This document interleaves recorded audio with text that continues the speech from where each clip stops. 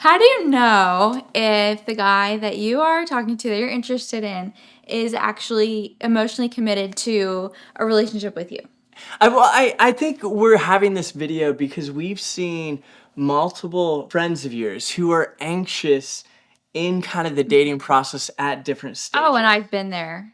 So, But I don't think it should be that way. God is the Prince of Peace. He leads us in peace, and I think there should be peace in the dating process. so here are 6 tips on. If he's committed or not. So, number 1, his intent is clear. He voices it. He voices it often. I mean, he talks about it with you on a regular basis. It's not a one and done, oh, I like you, so let's continue this. And then you don't get that clarity again at all. You know, Dustin shared with me his intent weekly until we were pretty much engaged. I never wanted to leave Megan guessing on where I stood because I was pursuing her. I wasn't just after pleasure from her. I think the second one is he invites you into community. He's not just talking to you in this private context, but he's saying, hey, come and meet my friends and family. I want them to meet you. I want them to get to know you. He's bringing you into his life. Yeah. For us, we were long distance, so we pretty much saw each other just on the weekends. And every weekend we planned stuff with our community. So either with our friends or our family, we planned a game night, or we planned dinner with family, or games, or whatever it was. We dated in our community. We were always with people, and it was great because it wasn't just let's talk privately all the time and it wasn't based around just attraction and only just that desire. It was a real friendship, a real connection, and bringing you into each other's lives. Yeah, and if you're gonna get married, you're marrying into their family. So it's like you gotta enjoy them. Like Yeah. you hang out with the in-laws, you go to the holidays with the in-laws.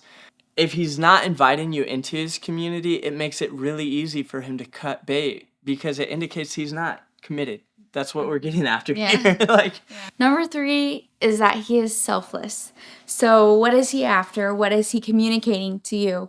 And is he following through with that? Do you really feel that that's real when he shares that? I mean, honestly, ladies, if we're feeling anxious about something, ask yourself the hard questions. Don't downplay it. But is he seriously genuine communicating to you that he is selfless? Dustin would say, I love you, I die for you, and I want to make your dreams come true. And that spoke worlds to me because I knew that it wasn't just for his own gain. He really truly loved me, and I could truly say the same for him. And this goes with our next point because there has to be integrity in the whole dating process where his private words line up with his public actions. So if he's communicating privately, oh, I love you, and he has all these grand intentions, is he communicating these same intentions publicly in front of his community and friends of like, meet my girlfriend? Like that's huge when he brings you to his family and announces that. Yeah. Like it's different than someone asking like, "Oh, is this your girlfriend?" And he's like, "Oh, all wishy-washy like, well, like we're getting to know each other" type thing.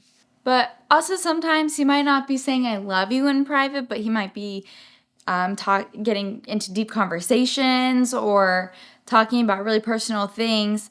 But then if he's not acting that way in public with you, like he's not acting that friendly with you in front of other people, then something's off. Yeah, because there's a misalignment, and I know a lot of some guys can do it where they're just trying to use you for emotional fulfillment or emotional relief. Yeah, offloading. To affirm their ego, like a variety of things they could be doing for their benefit rather than for your blessing. And they might be a great guy. They might be a nice guy, but they're just not being clear on their intent and just finding a way to relieve their own emotional stresses. Number 5, his initiative has to be aligned with his intentions. So if he says, like, I want to get to know you or I want to marry you, is he putting the effort in to pursue that with you? To see if you guys are a good match, a good kingdom partnership to glorify God with and love Jesus with? Is he putting in the time to, one, get to know your family and friends? Is he putting in the time to know your passions? Can I just speak to this Yes. a little bit? I think this is where a lot of us ladies, the anxiety starts to build up because maybe he initiated the whole thing, but he's not continually initiating. I say that meaning maybe, he was real eager to text you and have a date with you in the beginning, but then he starts to wane and you're the one who's always texting first or calling first and you're not getting that much from him anymore. Ladies, you deserve better. You deserve to be pursued. And not that, like Dustin said, equal investment.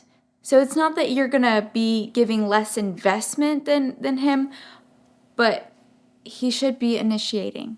More than you. Yes. Because honestly, Christ pursues the church and the church responds.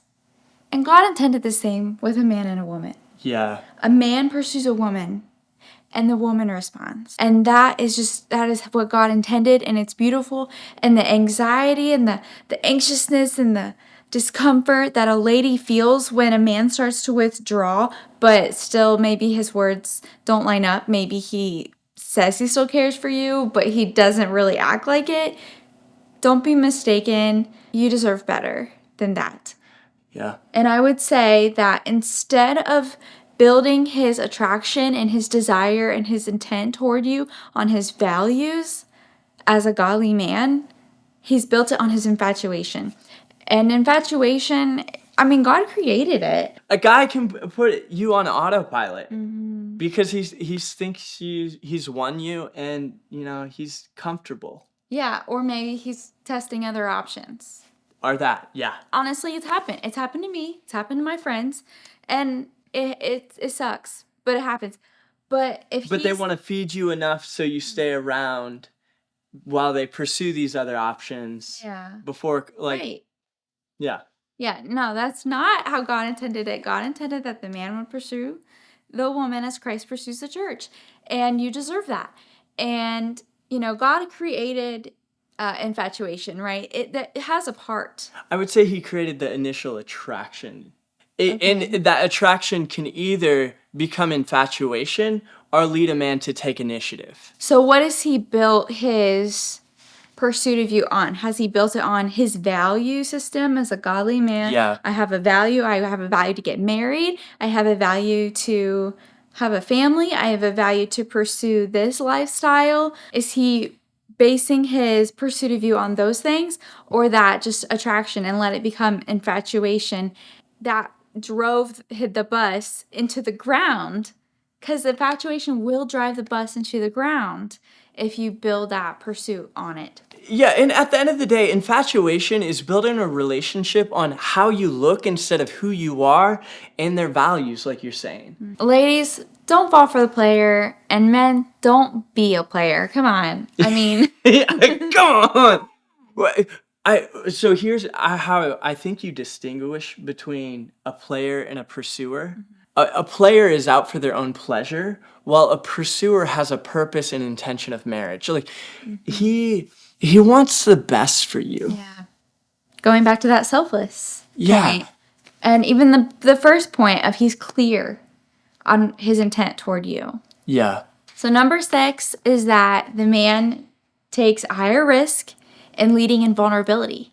And this one was huge for us. It was huge to me as a lady. I just really felt, I just felt so secure because Dustin, even though we were so far apart, he didn't say, hey, let's meet halfway. And no, he said, I will come to you. You pick the place so you feel safe. It was great because even though I was willing to meet or, put in the effort, I didn't realize how valuable I was. I didn't realize how much that made me feel valued. that he would lead in vulnerability, not only in, the risk coming all the way here just for a day, taking that whole long trip in one day to have a date with me, but also, he initiated every conversation about where he was. He said, "This is my intent, this is how I feel toward you," and he let me respond. He opened the door for me to respond in any way, shape, or form that I felt. And he always led in that vulnerability, and that is what a man should do. I think too that as a man, I wanted the risk to be on me. I wanted the investment to be on me, whether that be time, resources, energy, because I wanted you to be able to freely say yes or no without getting hurt. Because I think a lady's greatest need is safety and security. And I believe men of God need to show this to God's daughters. I think they deserve it. I think we need to show respect and dignity. To this point, love is a worthy endeavor, and it requires great risk. It requires vulnerability on both sides, but I think the man needs to lead in the vulnerability. And this is where you get the great fairy tales, where the knight pursues the princess that is guarded by the dragon. And the guy has to fight the dragon, has to pursue the princess to become that knight in shining armor. And I think in a culture today, we think love isn't risky or it has to be easy, that it may not lead to like heartbreak, but there's the possibility of that. Yeah. And I think the guy needs to bear most of the brunt of that possibility. And we're not saying that it's easy. No, it's definitely hard. Okay. Maybe full circle. A lot of our points revolved around the guy pursuing, the guy leading, the guy initiating, because you want these same qualities in your marriage. Yeah. You don't want to marry a passive guy. Like, you want a guy at the end of the day who's willing to make decisions, willing to lean into the hard conflicts when both of you are just, you're like rubbing shoulders and you're like, gosh, I need him to do the risky move of engaging in this conflict. Absolutely. Of leading in forgiveness, of leading in repentance. I need him to go out there and provide for me and my daughter, like, that we just had.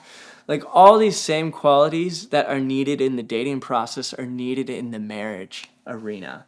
Okay, we got 2 bonus points around commitment. If you're questioning, have a conversation. Absolutely. I Communicate. Communicate, 100%. There shouldn't be manipulation to find out if he's committed. Right. There needs to be an honest conversation. Ideally, the man is initiating most of these conversations and saying, this is where I'm at. But the biggest bonus one, which goes against everything that's taught in culture nowadays, of like, intimacy should not exceed the commitment level, and sex is such an intimate thing, it requires the covenant of marriage. And if you really want to know if a guy's committed, wait till you're married to have sex. Because this will tell you if he's just after your body or if he's after your blessing. Because if he's just after your body, he's like, I'll go find another lady just to have sex with. But if he's willing to wait, be like, I love you so much, I'm willing to wait until we're married and I confess my love in front of a public gathering of people and makes a covenant till death do us part. I love you. That's true commitment. And in dating, you can wait until you're married. You can go against everything in culture nowadays, because a lot of times in culture, it's like, we'll go on a date, I'll pay $20, and then I get to have sex later that night. He's essentially turned you into a prostitute, and you're so much more than that. You're a princess. You are a daughter of God, and to reclaim that value today is so important, because that will tell you if a guy's pursuing you or if he's just playing you. I got a little excited there. Amen. Because we want you to know how valuable and worth it you are.